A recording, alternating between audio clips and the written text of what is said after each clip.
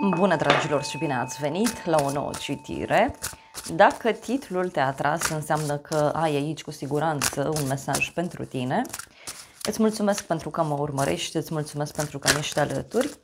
Dacă vrei și tu astfel de citire, te invit oricând cu drag doar pe aplicația de tarot și astrologie Cristina Zurpa, disponibilă atât pe iPhone cât și pe Android. Hai să vedem așadar mesaje, ce trebuie să știi pentru tine, pentru casă, în curând, în viitor, ce nu știi pe neașteptate și ce o să te mire. Hai să vedem așadar mesaje pentru sufletul tău. Bun, a început citirea pentru tine. Hai să vedem. La baza pachetului avem așa 3 de spade și 8 de spade. Aici ai ceva ce nu-ți place, ceva ce nu-ți convine. Uite, avem și 9 de monede. Poate e ceva legat de bani, de încredere. Uite, e o persoană aici foarte supărată, cineva care țipă, urlă. Este vorba despre o persoană care se simte aici cu sufletul trădat. Da? Uite, cineva care a primit o informație care nu prea i-a plăcut. De asemenea, poate să fie vorba și despre o perioadă în care lucrurile pur și simplu o pot lua puțin razna în viața ta. Pentru tine avem 5-ul de bâte. E un moment de agitație aici. Fie ai foarte multe lucruri de făcut, fie este vorba despre o perioadă în care tu ești mai gelos sau mai geloasă, poate chiar niște discuții conflictuale pe care le ai cu partenerul sau cu cineva din familie. În alte cazuri simt aici ca un fel de concurență, da? E ca și cum ai concurență, fie la locul de muncă, fie în plan personal, dar văd aici, uite, e o discuție puțin complicată în legătură cu o persoană. Hai să vedem despre ce este vorba, da? Cu 5-ul de bâte. 10 de cupe, pajul de cupe. Ei, uite, poate să fie pur și simplu oarecare agitație privind casa, familia.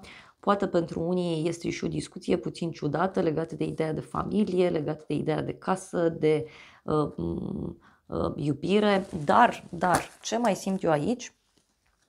Poate să fie, uite, și un moment în care poate ai emoții în legătură cu cineva. Da? Unii poate ați avut o discuție puțin conflictuală cu cineva anume. Da? Uite, poate are legătură cu o persoană de suflet, da? O persoană foarte apropiată de inima ta sau o persoană mai sensibilă din fire. Da? Apoi, în plan personal, pentru casa ta avem 4 de bâte. Uite, o realizare, o bucurie, poate chiar o provocare pe care ai reușit să o depășești sau pe care acum reușești să o depășești. Unii poate aveți aici o mică petrecere în casă sau pur și simplu o bucurie de suflet pentru casa ta. Pentru alții poate să fie vorba, în schimb, și despre un personaj care cumva îți este alături, cineva care își dorește foarte mult să se apropie de tine. Hai să vedem, 4 de bâte, ce spune. 4 de bâte, avem așa, 9 de cupe și justiția. Da? E ca și cum ți s-a făcut dreptate sau ți se face dreptate. Da? Unii poate așteptați o veste în legătură cu niște acte pentru casă, sau pentru alții pur și simplu este vorba despre o decizie personală. Da? În curând, regele de cupe, o legătură cu o zodie de apă, rac, scorpion sau pești. În curând văd aici o conexiune cu o persoană sufletistă. Este vorba despre o persoană cu sufletul deschis. Este vorba despre o persoană care e foarte apropiată de inima ta.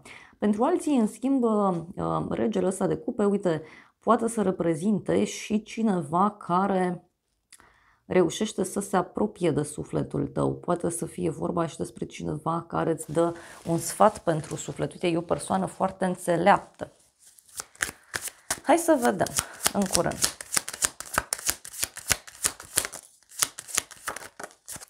Oh, ok, în curând.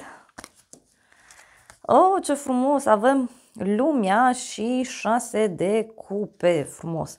Deci, în curând, văd aici o veste foarte, foarte benefică pentru inima ta.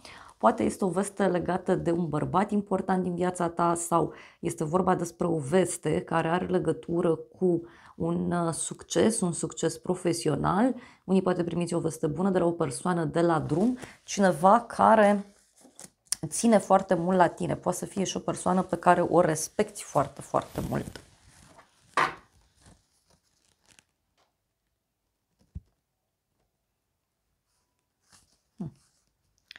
Patru de bâte. Deci, uite, e ceva legat de o petrecere, o bucurie, o realizare. Mai vreau un mesaj. Avem așa soarele, da? O legătură cu zodia leu.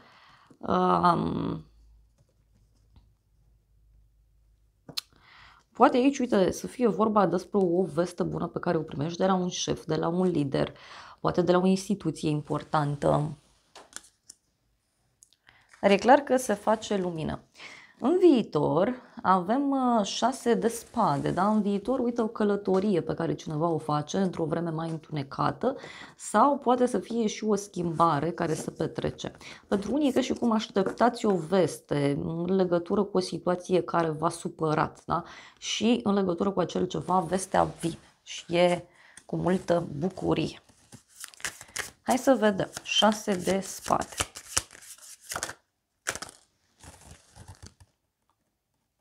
Steaua, o legătură cu un vărsător. Adică și cum apare o veste bună, apare acea lumină de la capătul tunelului. Poate steaua asta să reprezinte și un adevăr, poate steaua asta să reprezinte și o veste eliberatoare. Hai să vedem. Moartea, o conexiune cu un scorpion. Deci are legătură, uite, cu un sfârșit. Cineva pune punct la o situație, cineva reușește să se elibereze aici dintr-o situație ciudată.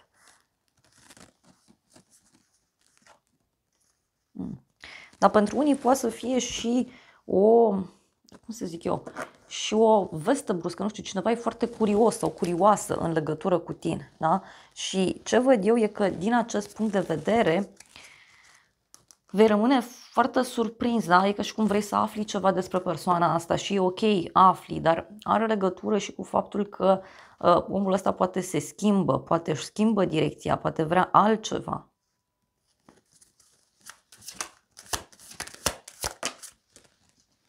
Cinci de spade în viitor, da?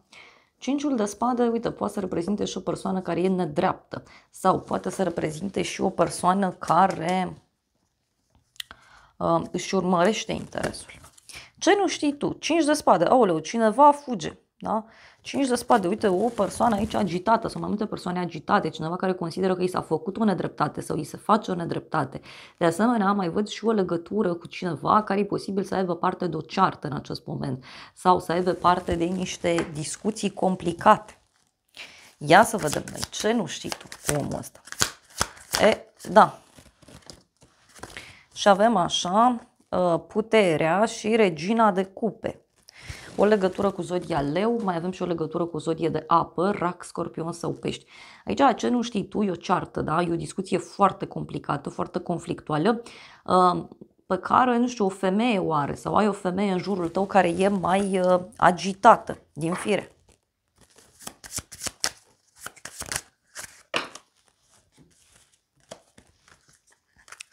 Șase de monede, cavalerul de bâte și valetul de bâte, da? Deci uite, ce nu știi tu, cineva care încearcă să îndrepte poate această nedreptate, dar mai văd aici și un personaj foarte agitat.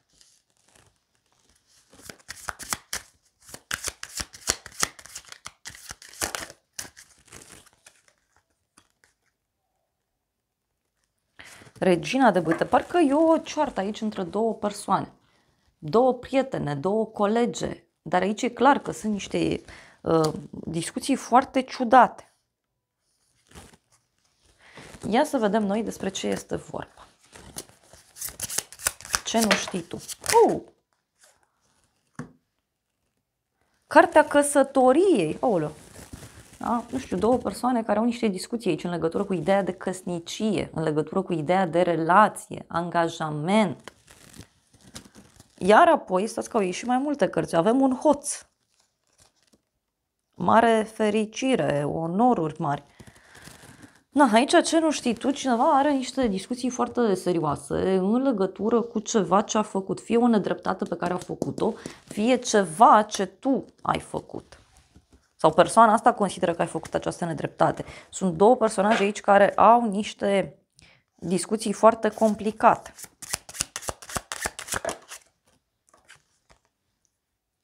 Avem și o scrisoare, o veste bună. Deci niște persoane aici care se luptă pentru putere, pentru faimă.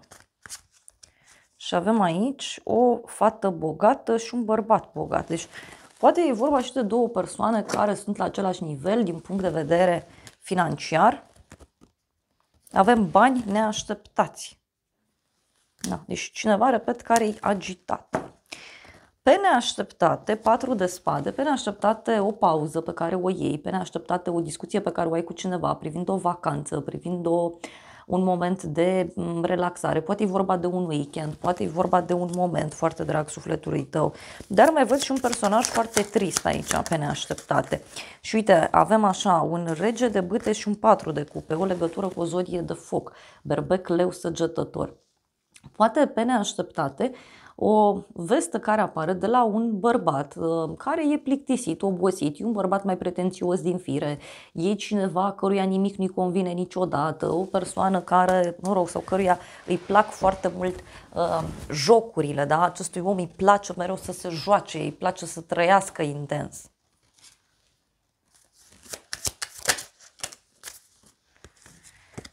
Cinci de cupe avem aici și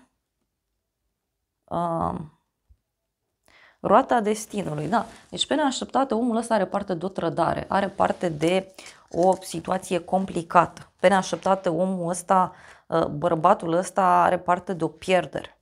Sau posibil să-și deschidă sufletul în fața ta în legătură cu această pierdere.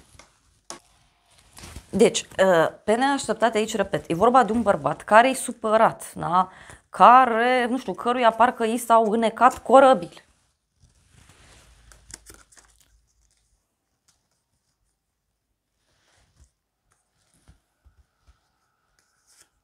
Na. Hai să vedem despre ce este vorba pe neașteptate. Oh, a sărit o carte. Uite, avem așa. Un bărbat și ce mai avem? Și un succes în iubire. Nu știu, e un bărbat aici care, nu știu, are o problemă în dragoste, da, și de asta e supărat, e și cum se consideră pierzător în iubire. Dar poate să fie și cineva care își schimbă radical atitudinea la 180 de grade. Uite, e o persoană falsă totuși, în același timp. Adică omul ăsta e posibil, da, cu roata destinului aici, să fi primit ceea ce a meritat, ceea ce a împrăștiat. Na, ba, știți cum e. Împrăștii vânt, culegi furtună. Asta e viața. Ce o să te mire? 8 de monede. Cineva care e pregătit aici să repare ceva. Cineva care e pregătit să lucreze cu tine. Cineva care e pregătit să acționeze în legătură cu tine. Să se apropie mai mult de tine. Ia să vedem noi. Poate o să te mire și ceva legat de muncă.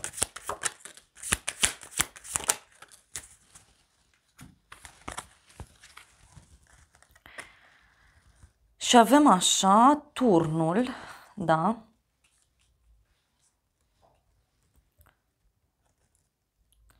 Regina de spade. Aoleu, o legătură cu o zodie de aer. Gemeni, balanță, vărsător.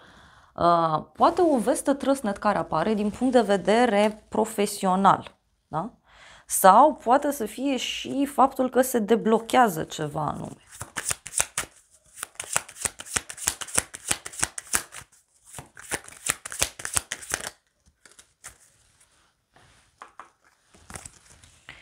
Și avem așa, asul de bâte și marele preot. Poate să fie, nu știu, și o idee absolut genială care îți vine. Sau un contract pe care îl semnezi. O colaborare importantă pe care o poți avea.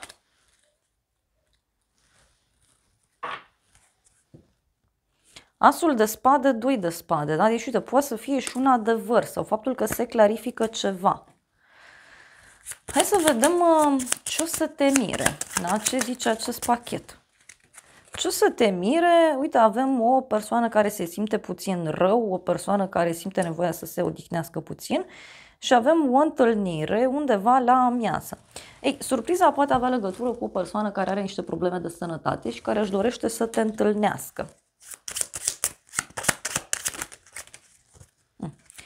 Vești mai puțin plăcute, o casă de justiție, nu știu, ce o să te mire pe tine aici? Poate e o colegă sau o femeie din viața ta care are probleme cu legea sau are probleme la muncă. O persoană falsă, poate e vorba de o persoană căreia îi se dărâmă toată această falsitate pe care a creat-o.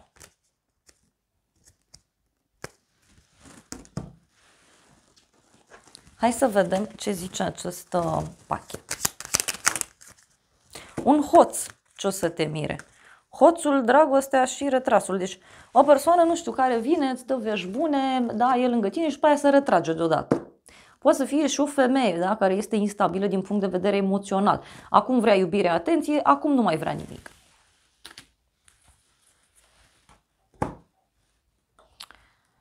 Hai să vedem ce spune și oracolul meu în legătură cu situația asta.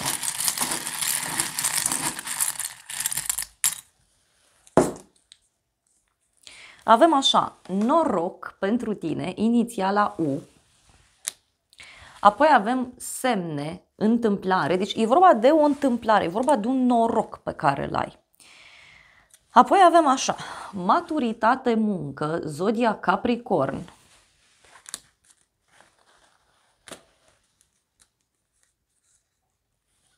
Apoi avem inițiala P cu mesajul piedici, deci pot fi niște piedici aici pe care le ai.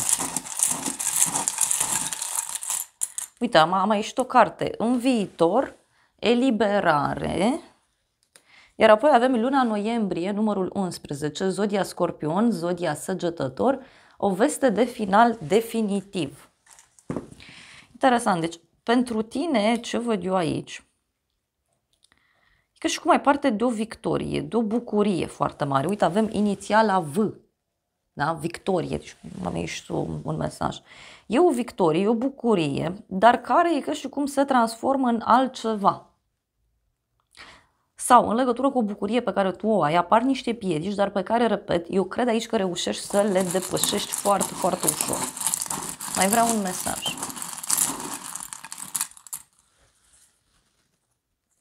Avem inițiala B cu mesajul blond sau blondă, ziua de duminică, dragoste sinceră, iar apoi avem noutăți plăcute, elementul aer.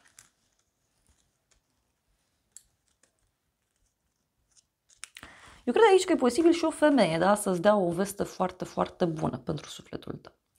Da, dragilor, acestea au fost previziunile de această dată. Eu vă mulțumesc pentru prezență, vă îmbrățișez cu drag, sper din suflet să vă fie de folos informațiile și să ne revedem cu bine și data viitoare.